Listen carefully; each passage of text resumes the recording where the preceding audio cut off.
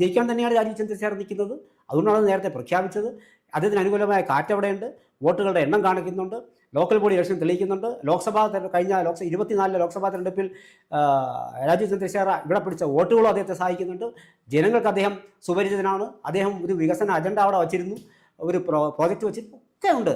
ഇതെല്ലാം കൂടി മുൻനിർത്തി ഒരു പക്ഷേ സംഭവിച്ചുകൂടായികയില്ല. രാജഗോപാലിന് ശേഷം ഇദ്ദേഹം ജയിച്ചുകൂടായികയൊന്നുമില്ല. പക്ഷേ എങ്കിലും ശക്തമായ മത്സരം തന്നെയാണ്. ശിവൻകുട്ടിയെ എഴുതി തള്ളാൻ കഴിയില്ല. ഇനി മറ്റു ചില കാര്യങ്ങൾ നമുക്ക് ഈ ഇലക്ഷൻ്റെ കഴിഞ്ഞിരുമ്പോൾ ആ റിസൾട്ട് എത്ര ഭൂരിപക്ഷം മാർജിൻ എത്രയെന്ന് അറിയുമ്പോഴാണ് നമുക്ക് വാസ്തവത്തിൽ ശിവൻകുട്ടി ഈ കാണിച്ചതൊക്കെ ജാടയായിരുന്നോ എന്ന് തോന്നുന്നത്. അപ്പോഴേ പറയാൻ പറ്റുള്ളൂ.